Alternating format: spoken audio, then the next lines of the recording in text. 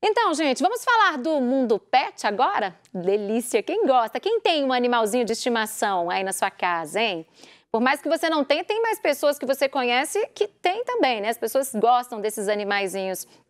E por mais que as raças variem muito em tamanho e também em forma, a estrutura óssea dos nossos fiéis cachorros em geral é a mesma. Sabia disso? Olha essa curiosidade, hein? Mas quais os problemas ortopédicos mais comuns nestes animaizinhos e como que a gente pode fazer para tratar as doenças que podem aparecer? Bom, nós fomos até o setor que estuda esta área ortopédica aqui na PUC Minas para esclarecer estas dúvidas. Então, acompanhe comigo. Todos os dias, pela manhã, a Mônica e a Neca saem para passear. A voltinha na avenida principal do bairro ajuda a gastar a energia da cachorrinha e a exercitar os músculos e os ossos. Com apenas 11 meses, o animalzinho vive uma vida agitada de um sobe e desce danado, já que elas moram no terceiro andar de um prédio sem elevador. Olha, o que acontece? A Neca passeia comigo todos os dias, desde quando ela foi liberada para passear, né, depois das vacinas, todos os dias ela está na rua comigo. Então, assim, ela sobe, desce escada, ela é super tranquila, passeia, igual eu te falei, vai para a loja comigo. Então, assim, é muito tranquila. Até então, ela não tem problema. Mora no terceiro andar, aí são 48 degraus, ela sobe, não sei se está certo ou está errado, mas ela sobe, ela desce, então, assim, é muito tranquilo.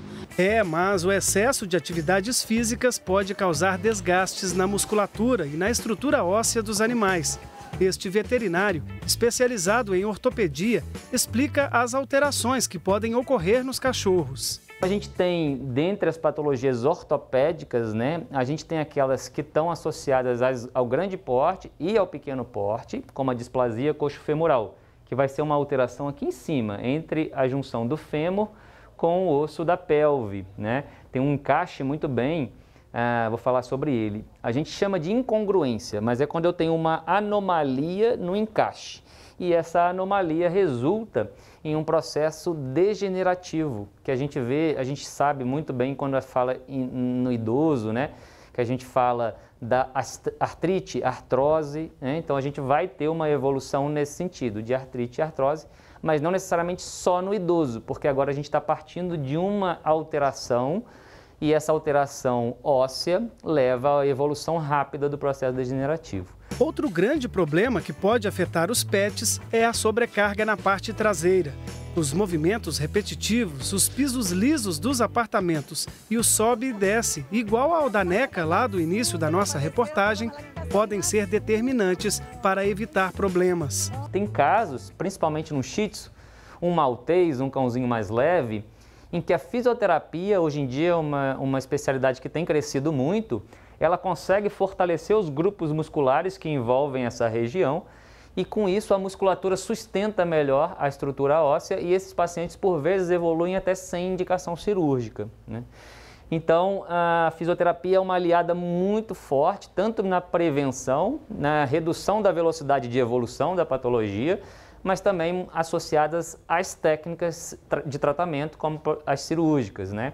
Lesões na coluna também podem afetar a estrutura óssea dos animais, mas é preciso ficar atento para saber se o problema é mesmo nos ossos ou na medula dos animaizinhos. Porque aqui a gente está falando de um caráter neurológico, né? Ele é ósseo, né? Porque tem a estrutura da coluna, mas dentro da coluna corre a medula, né?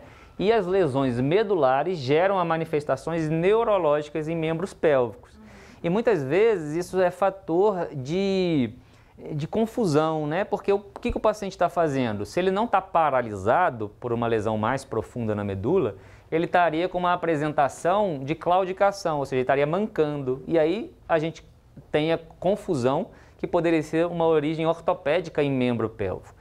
Primeiro, quem diferencia isso é o exame clínico, né? Histórico, anamnese e o exame clínico do paciente.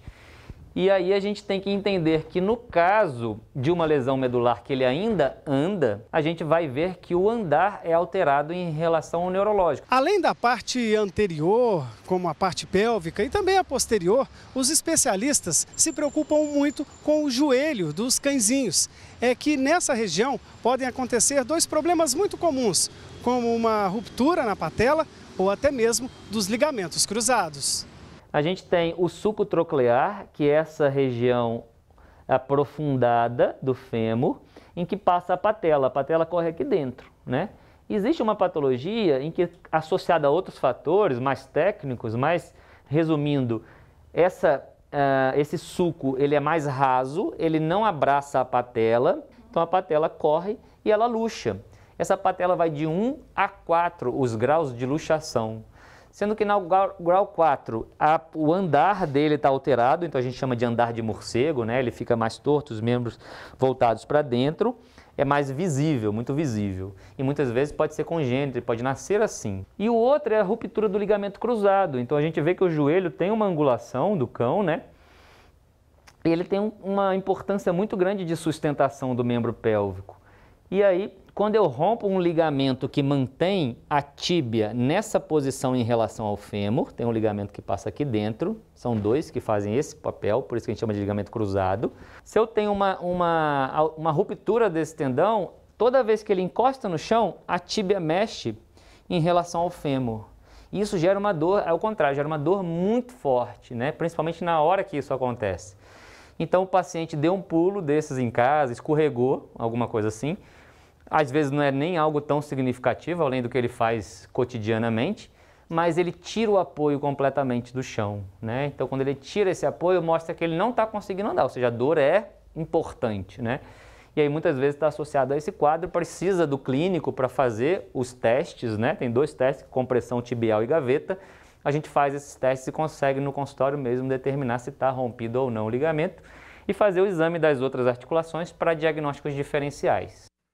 São tantos problemas que a gente nem imagina, né? Vocês viram aí a quantidade de questões, de problemas que podem aparecer nos animaizinhos de estimação, né? Agora, a gente estava até comentando aqui no estúdio, a gente que mora em apartamento, na cidade, você deixa o bichinho ali dentro de casa o tempo inteiro, né? E aí tem que ter uma atenção especial com o piso da sua casa, do seu apartamento, porque se esse piso for liso, gente, isso vai dificultar muito a locomoção dos cães, dos animaizinhos aí pela casa e faz com que eles vão forçar ainda mais a musculatura e, claro, os ossos também, né? E uma das boas alternativas é a fisioterapia. Sim, gente, tem fisioterapia para os bichinhos, para os cachorrinhos, sim. Você sabia que tem gente que se dedica e muito a este cuidado com os pets? Pois é, o querido Marcelo Silveira foi conversar com um especialista nesta área e agora ele traz para a gente as informações aqui no nosso programa. Bom dia, Marcelo! Pois é, bom dia para você, bom dia para todo mundo que nos acompanha. A gente falou aí dessa questão ortopédica, né, dos animais, mas nada melhor do que complementar isso com a fisioterapia. Nós viemos aqui nessa clínica de fisioterapia específica para os pets. Vou conversar aqui com o Dr. Nelson Alves Júnior, que é fisiatra veterinário. Nós estamos contando com a ajuda do Leandro, que é sócio aqui da clínica, né, Leandro? Obrigado por contribuir com a gente aqui. Doutor, primeiro, a gente falar de fisioterapia, a gente está vendo um procedimento aqui, vamos começar por ele. Certo. Que procedimento é esse e em que caso ele é aplicado? Bom dia. Bom dia para todos. Esse caso aqui em específico trata-se de uma luxação de patela.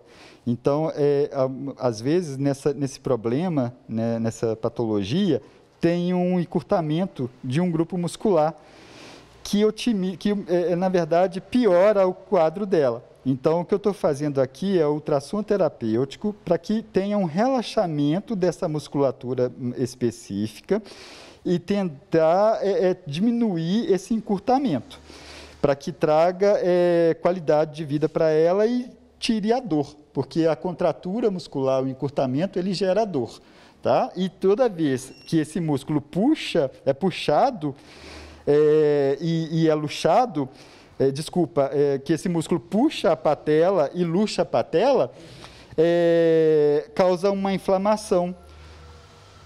E essa inflamação a longo prazo pode causar uma osteoartrite, uma artrose no futuro, a longo prazo. A gente está vendo que são procedimentos fisioterápicos muito parecidos com os procedimentos com a gente, né? Com humanos. Com a humana. É isso mesmo? A gente viu algumas procedimentos com esteira, com a bola. Eles são muito parecidos com os dos humanos? O que muda é a biomecânica, né? A biomecânica animal veterinária ela é diferente da humana. Então, quadrúpede e nós bípedes. Então, isso muda a biomecânica. Então, o entendimento da biomecânica é fundamental para o êxito, para termos resultados. Tá? Doutor, a gente viu alguns casos que precisam de cirurgia, questões ortopédicas, de sobrecarga, problemas no quadril, no joelho. Mas existem problemas que podem ser, a cirurgia pode ser evitada com a fisioterapia? Existem sim. Se não for evitada, pode ser adiada. Tá? Muitos problemas ortopédicos que geram a longo prazo a osteoartrose, às vezes é para minimizar esse problema maior, né, é feita então a cirurgia ortopédica. Só que, às vezes, mesmo fazendo a cirurgia ortopédica, é necessário a intervenção do fisiatra. Bom, doutor, aqui já terminou o procedimento? Já terminei aqui, já relaxei essa musculatura. Uhum. Então, como é que ela chama? A Lisbela. Lisbela. Então, a Lisbela vai para outro procedimento. Vai dar continuidade ao tratamento dela. Doutor, então, aproveitando esse caso, o senhor falou que tem fisioterapias que podem ajudar e evitar uma cirurgia, né? Como é que o tutor percebe que há algo de errado? Às vezes é difícil, percebe de forma tardia, já não dá mais, mas qual dica que o senhor dá para quem está em casa? Tentar perceber alguma coisa diferente e já procurar um especialista. Geralmente, esse cãozinho que está apresentando algum problema, ele já tem dificuldade em se levantar, ele vai ficar mais deitadinho. Então, o tutor tem que se atentar muito para isso. Na hora de levantar, ele levanta com dificuldade, manca, começa a claudicar, que a gente fala, começa a mancar, às vezes dá um gritinho mesmo de dor. Então, o tutor tem que se atentar para isso, principalmente na hora de deitar e de se levantar. E aquele cachorrinho que fica muito mais tempo deitado do que o normal. Essas patologias, quais são as mais comuns assim, de se observar e de conseguir evitar uma cirurgia? Geralmente, a gente vê assim, a luxação de patela, que é uma condição genética com deformidades ósseas, e provavelmente, às vezes tem, né, uma deformidade óssea e também muscular, tecido mole. Então, com a fisioterapia, relaxando essa musculatura e tentando e fortalecendo outro grupo muscular, a gente consegue fazer com que essa patela ela luxe menos e o processo inflamatório evolua de forma mais lenta. Então, nesses casos, a gente consegue evitar ou deixar a cirurgia de forma mais tardia. Não teve jeito, teve que fazer uma cirurgia. A fisioterapia também entra nessa questão da reabilitação. A gente viu aqui alguns casos, né, de reabilitação. Qual que é a importância dessa fisioterapia? Se o senhor quiser citar alguns casos que são muito comuns da reabilitação ser mais fácil com a fisioterapia, como é que isso funciona? Então, foi até legal você perguntar, porque eu acho que muitos ainda não sabem. Na verdade, a fisioterapia ela é importante antes da cirurgia e importante também após a cirurgia. Esse caso mesmo específico que eu citei da luxação de patela, como traz problemas musculares, encurtamentos musculares, na hora que o cirurgião fizer a sua cirurgia, ele vai ter dificuldade em ter êxito na sua cirurgia. Então, fazendo a fisioterapia antes da cirurgia, já vai dar um relaxamento, ajudar no durante a cirurgia e depois da cirurgia, retorna com a fisioterapia para auxiliar ainda a devolver o paciente, devolver a função desse membro o mais rápido possível. E aí, doutor, acho que deu para a gente esclarecer um pouco. Muita gente, talvez em casa, nem sabia que tinha fisioterapia. A gente conversou, inclusive, com uma tutora de um paciente aqui agora há pouco, que falava, sabia da cirurgia, mas não sabia que tinha essa questão de fisioterapia. Acho que deu para esclarecer um pouco e mostrar esse trabalho tão bacana que vocês fazem. Né? Realmente é um trabalho que complementa, que integra o trabalho de outros colegas da veterinária. Infelizmente, muitos tutores não sabem desse recurso que temos para oferecer aos pets e às vezes até colegas veterinários também. Então, acho que o trabalho que vocês estão fazendo é extremamente importante. Agradeço como veterinário, pensando no bem dos cães e quando a gente traz qualidade de vida para o cão, a gente também traz qualidade de vida para o tutor. Porque, às vezes, ele não consegue, aquele cãozinho não consegue andar. Imagina um idoso tendo que ajudar um cãozinho bem pesado a fazer as suas necessidades. Então, a fisioterapia, ela deixa o cão bem independente. Tá? Então, eu acho que ajuda muito, tanto na vida do paciente, dos nossos pacientes, quanto na vida do tutor. Doutor, mais uma vez, obrigado. Bom dia, bom trabalho para vocês. Eu acho que é isso. Esclarecemos aí as dúvidas e falamos um pouco dessa fisioterapia que a gente muitas vezes nem sabe que ela existe, mas agora a gente mostra para vocês aí. A gente volta no estúdio. Esclareceu muito bem, viu, Marcelo? Pois é, às vezes, por exemplo, se o animalzinho tem que passar por um processo cirúrgico, vocês entenderam o que o doutor falou, né? Tem que fazer fisioterapia antes para relaxar a musculatura, e após o processo cirúrgico também, né? Sempre seguindo aí as orientações do médico veterinário. Um VT muito bacana que orientou todos que têm aí pet em casa para cuidar direitinho do seu animalzinho.